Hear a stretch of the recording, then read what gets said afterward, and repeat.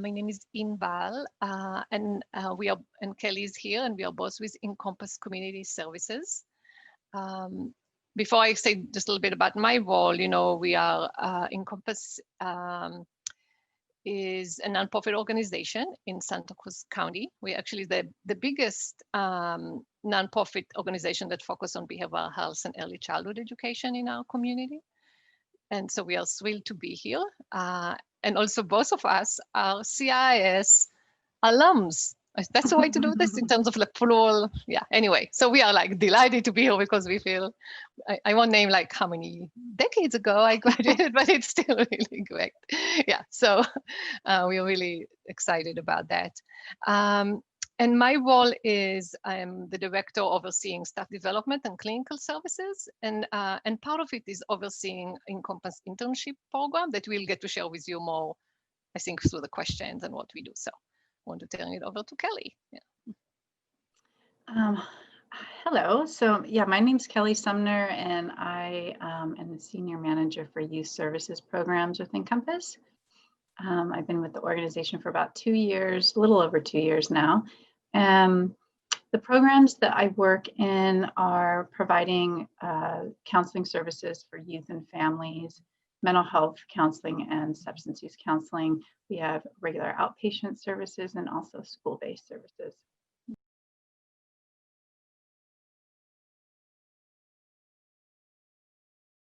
Preface that it's not one site, it's a whole spectrum of services since we are so big and wide. So let me just give the brief overview, and then Kelly can explain more about some of the specific opportunities in her service area.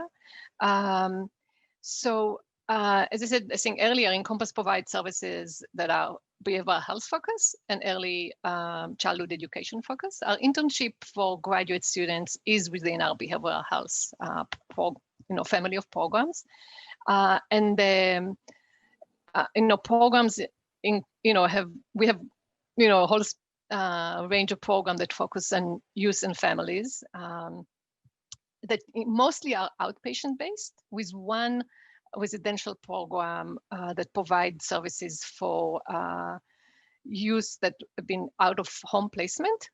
It's a wonderful small program that can provide great opportunities with trainees. So I wanted to call out for that.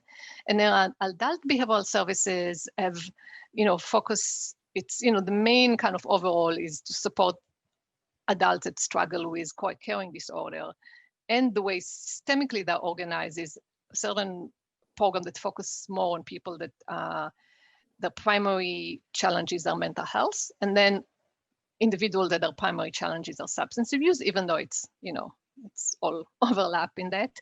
And also within these programs we have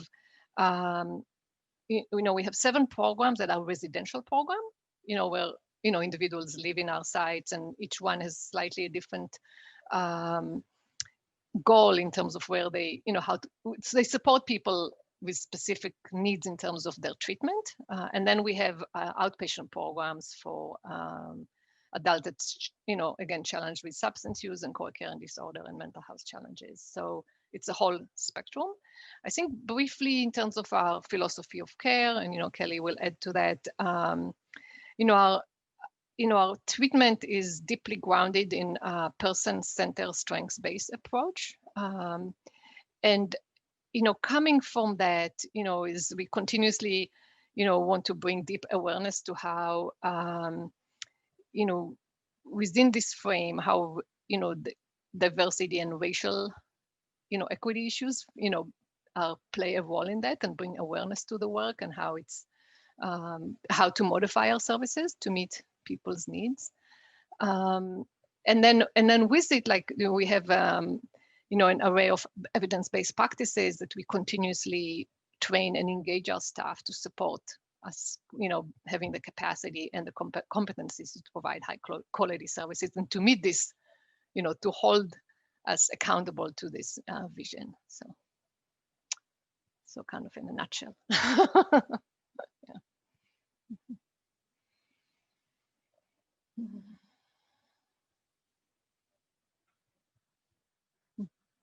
Yeah. I'm supposed to add to that, just about youth services in general. I mean, you covered our mission very well. So I can just share about in particular. So like Imbal said, we're a very large organization, so we have lots of different programs serving different populations, different age groups.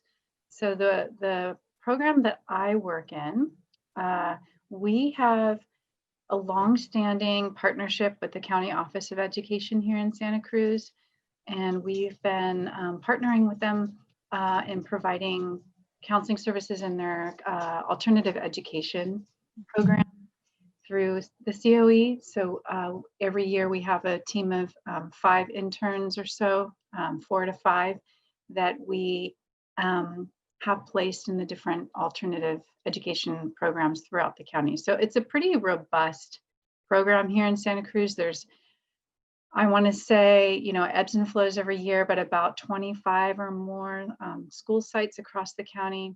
And there's usually a handful that are identified as needing some increased counseling support in the classroom. So it's a really beautiful partnership we've had with them for many years, and it's a wonderful program. I think it's a very I think it's a great program for new folks coming in and stepping into the counseling role. There's a lot of support, strong team kind of atmosphere, and a lot of training. And you know, it's a program where you can build a caseload slowly, so it's not a situation where folks are kind of having to jump in full force. They can kind of ease their way in, which is really nice. And like I said, a lot of support and training at the front end and then through the school year. And we really work on, I know CIS is really big on the cohort kind of model. And so I would say this internship is similar to that. There's this team that, you know, that they're learning with, even though they're, you know, each intern is placed on a separate school campus, there's just a lot of collaboration amongst the team members and group supervision or in our weekly meetings and in our trainings. So since I've been running this program the last 3 school years, I'm in the 3rd school year, I've been just really impressed with the interns that we've been able to recruit for this. And then also just the structure and the support we get from the COE and the teachers. It's just it's been a really positive experience, and have had a lot of great feedback from the interns that they just feel like this is a really rich experience for them. They're also able to get kind of an experience in a wide range, so they can run groups if they'd like to. Obviously individual counseling, there's even an opportunity for family if that's something that's needed. And then also opportunities for psychoeducation.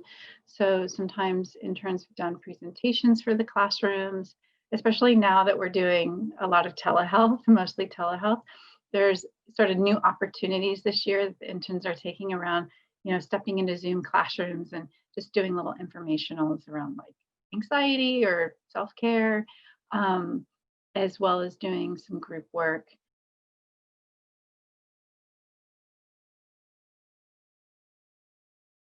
That will come across it again, that there are different opportunities for trainees coming to Encompass. And I think when it's, you know, I would so appreciate that Kelly mentioned again how extensive trainings the trainees receive through the year, and so definitely in the orientation and then through the year, and how they integrate into multidisciplinary teams, which I think if I go back, you know, in time and like, you know, what I appreciated as a trainee and, you know, what aspects of the learning process was so rich to me, there was like definitely number one, the work with clients and getting really good supervision. And the other thing is just to be part of a cohort and a multidisciplinary team that I can really learn from. So that's depending on the site, you know, how complex this team varies. And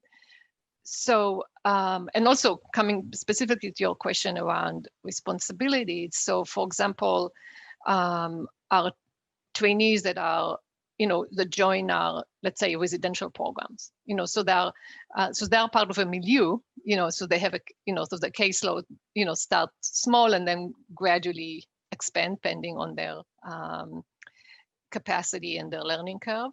And then they can always be part of our co-facilitating groups and helping, and supporting this part. There is, especially in this program, definitely a lot of training and opportunity to hone down crisis and de-escalation support, because people, are in a more acute state that we need this kind of support. Our trainees learn how to document their work, which, as you know, a critical part of what they need to know.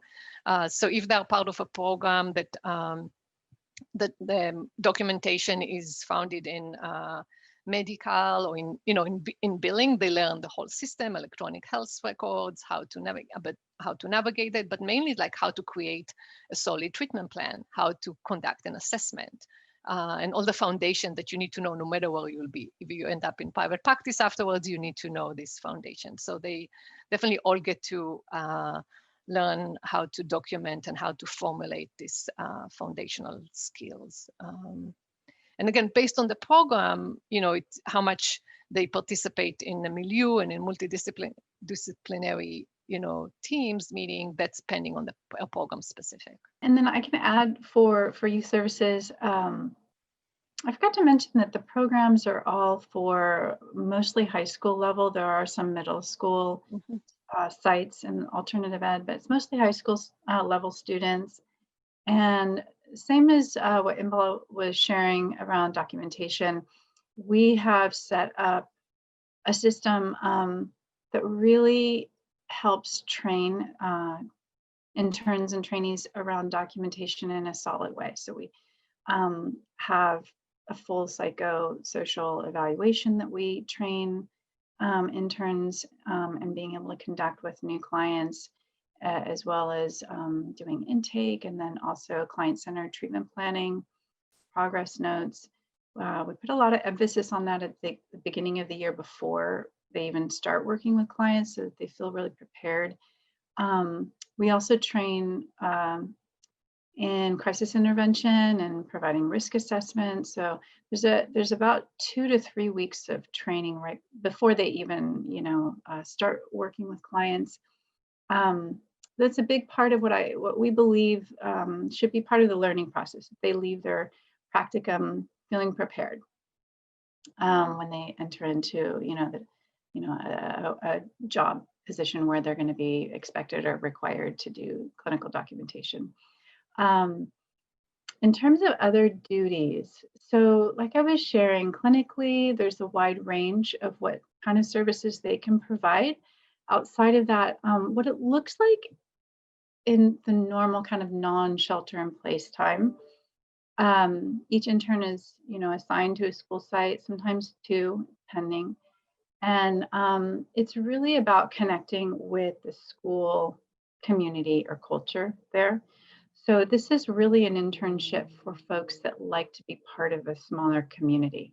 It's not a good match for someone who really wants to do more of that. Just focusing on the individual clinical work, this is really requires kind of that team atmosphere. So, seeing that not only are you serving the students, but it's also the whole kind of classroom, working with the teachers, providing support as well. So being in the mix, while also maintaining good clinical boundaries as well. So part of the duties would be, really that collaboration and working through that communication of, how do you stay connected with your school team, again, while also maintaining those boundaries. And then it's really, I think, about balancing your time. So it's being present, making time for your clinical sessions as well as the documentation. And then I think it's really just about, attending also our team meetings and the trainings that are required. So I don't think I don't know if I'm forgetting anything, but I think that's pretty much it. It's just maintaining your clinical records, your a little bit of administrative work, paperwork, kind of, tracking some outcomes and some data around the services you're providing.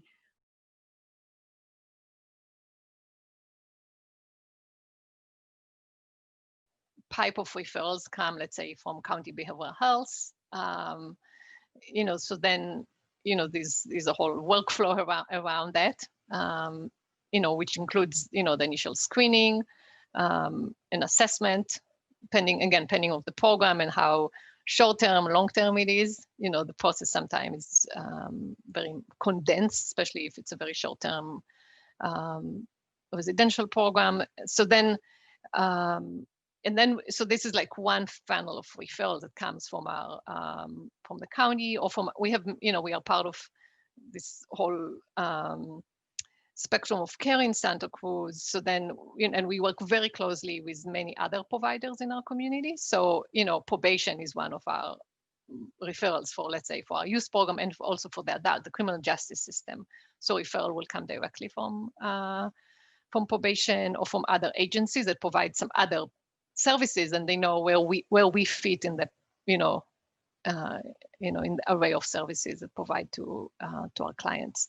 And then we have some also, we are also known in the community, and I think, so then the individual will call us and say, hey, they heard about us, we have presence in our community, and they call directly. So this is when it comes to the referral process. I mean, Kelly named the psychosocial assessment that is used in the, in the school-based programs for our, for our program that are, medical or drug medical. There is an assessment, the psychosocial assessment is used, through the whole system of care. So we are, our staff is trained how to use it. The trainees get trained how to use it.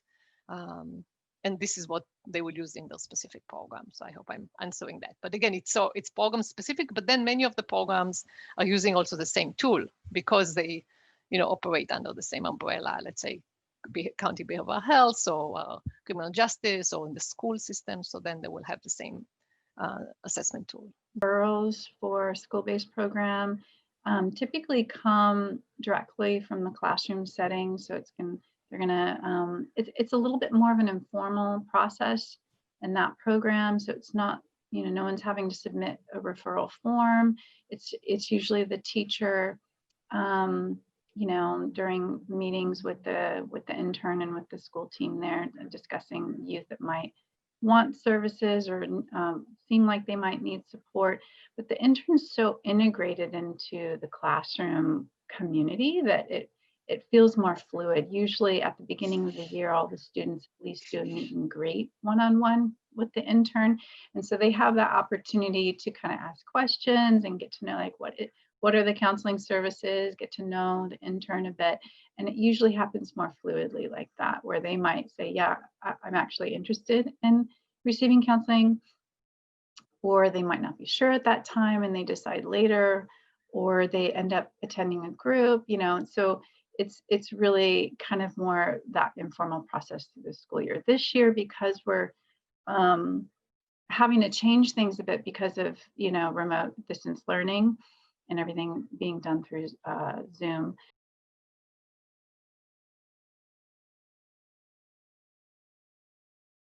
In terms of our overall internship Encompass, expectation from trainees, we do expect trainee to commit to a minimum of 16 hours a week over a 9 months period. And we know, I think CIS is, if I'm, most of the time, the academic year is still in the traditional September through May. I can remember if the top of my head, since we work with so many schools, but as you know, many schools now, start in January or, because the structure is different. It's not anymore this September through June. But we do request, no matter when a trainee start, that will be a commitment for up to 9 months, 8 to 9 months, because we learned from experience that it's really, this length of time is really needed to support the learning experience of a trainee and to allow the therapeutic relationship to evolve and to go through all the steps that are of the learning environment. So when the trainees begin, they are phased into a program, and then it's, it starts with, as Kelly mentioned, we have onboarding and orientation that is very robust. And then part of it is for the clinical supervisor and the on-site manager, and we could sometimes there are two different people that support that trainee, to assess with the trainees their learning objective, and also to assess their how ready they are to start and what will support them. So if a trainee needs more time, so then they will spend more time shadowing and co-facilitating services, which and then when they are ready, then there will be, let's say, if a trainee is in one of our residential program, which is a wonderful, milieu for learning, because then they can be assigned one client as a one-on-one, start with one person on their caseload, and then as they progress and they feel more competent with constant, evaluation and discussion with their supervisor, then their caseload will increase. So then, if it comes to, if they're able to go up to 5 individual a week, that will be, I think, towards the middle or the end, depending on the program and the capacity. And then also they start, if the program, all the program that includes groups, we actually ask and the trainees to be part of that. So then they start shadowing the groups, and then gradually pick a topic and a theme that they want to learn and grow with, or they bring their own already some expertise, and then they create, we support the curriculum for that as a co-facilitator, and then gradually move into leading the group as they progress in the internship. So that's kind of describing the overall. Restating that there is the requirement to commit for the school year. And that's for continuity for the school sites, as well as for the students, that the intern, at the very least, completes the school year. And then the caseloads typically look like, I want to say on average around 10 clients at a time, and I would say that's on the high end. And it's the 16 hours a week commitment that includes the individual and group supervision and team meetings. So the time on the campus and the school is usually around 12 to 13 hours in the week. So it's usually split up between 2 days, but there's a lot of flexibility. I mean, typically that's what we ask for, but if someone wants to do more, they can. And if they need to split up that time over a few, like 3 or 4 days, that's also welcome. It's just really, kind of looking at the intern schedule and what the needs of the classroom are.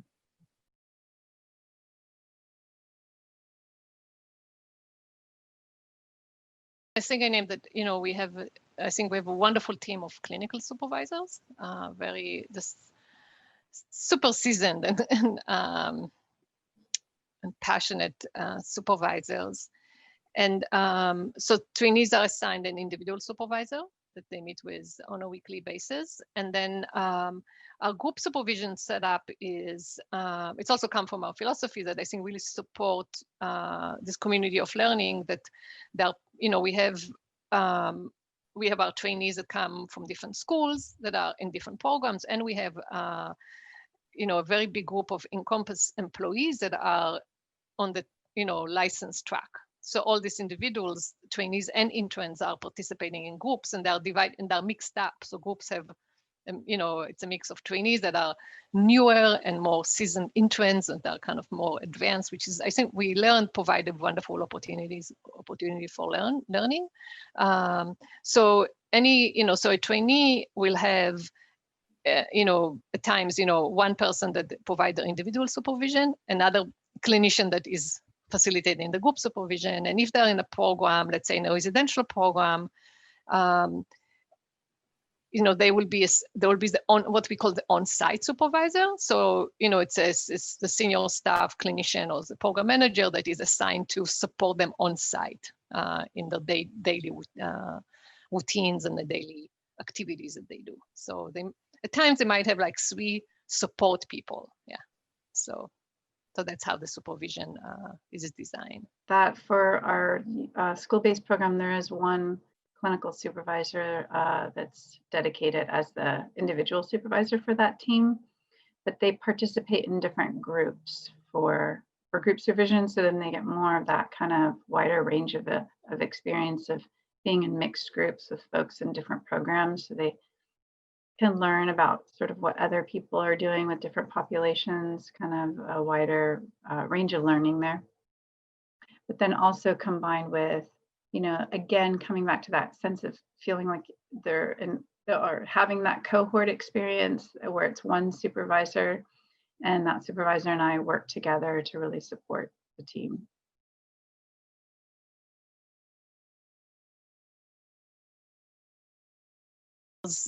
We continue to modify the, the onboarding and initial orientation for our trainees. And this year, Kelly named, we transitioned to Zoom, this as a result of the pandemic. So the trainees orientation was all remote, but also at the same time included all the component that we had before in the in-person orientation. So that's include first, introduction to our agency, but then beginning to really, as a new trainees, to begin to touch, what brought you to this work, what are your, some initial challenges or anxieties that you have, kind of to really support, it's common, and then beginning to provide some initial tools to work through that. And so that's kind of in our initial, here we are going on this journey. And then and then the initial training then is, depending on the program, getting to know the program, the population, understanding the population that they're going to serve, the unique needs, understanding the system of care that support these individuals. And then more in-depth training on risk assessment and crisis intervention. So I'm kind of just naming kind of the main topics that apply to all, no matter which Encompass program you're touching. Definitely the program that currently now providing telehealth, we have a whole, curriculum on providing effective telehealth and using Zoom around that. Definitely confidentiality, safety precautions, and all of that. These are like the essential elements that touch everyone. And then when it comes to, to best practices, we have this integrated kind of model, kind of, and again, in a nutshell, being aware of time right now, the foundation is that, awareness practices are the foundation for no matter what we do. So, we engage it in every curriculum. And then from there is kind of, if you imagine kind of a pyramid from there, our trauma resiliency inform approach is grounded in that. We, in the last year, we brought into Encompass the resiliency, community resiliency model, which we train all our staff, including the trainees, about to use with themselves and to how to translate it and adapt it to clients. That has, understanding trauma, the impact of trauma, but then also taking to very specific skill that they can engage with for building resiliency and working through challenges. And then motivation interviewing is one of our foundational best practices. So we have a blended training modalities that include online training and then in-person skill building. And with it, actually, let's name that our trainees, when they come on board, they get access to our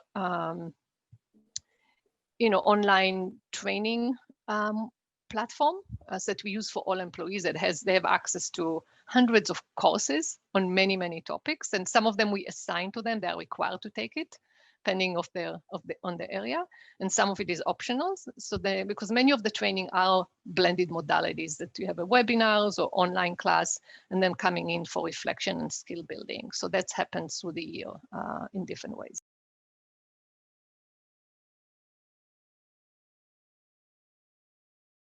The things that I've been sharing about some of our values and our intentions with our intern program is folks feeling supported and that they have the tools that they need to do their work in a way that feels like they're feeling successful. So what I know when I was a trainee and what I hear from trainees is what's hard is if they're entering a situation where they're not feeling prepared enough, and that there's also just not that support there. And unfortunately, that can happen in certain intern programs. So we really, Imbal and I, have a strong ethic around not having that be the experience for interns, they feel so because we see that the success is equated to feeling supported and prepared and having access to what Inballs was sharing about just diverse kind of different trainings.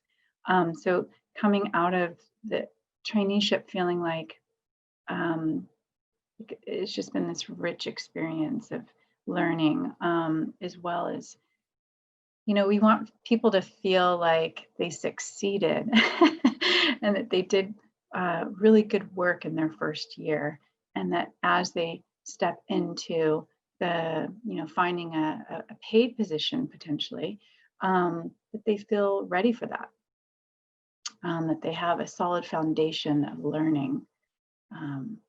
And then also that sort of camaraderie, I think, is also really important, and feeling connected to the agency as a whole. That's another piece that I think we feel is really important. The interns are part of our organization, right? Even though they're not paid staff, they are part of our team and very important part of our team. I think when we see the trainees that succeed, they come with eagerness to learn and eagerness to engage. So it's like this open-heartedness, flexibility of mind and heart about here I am to learn and to embrace the learning process, which has its, which means that we bring our vulnerabilities into the work, and and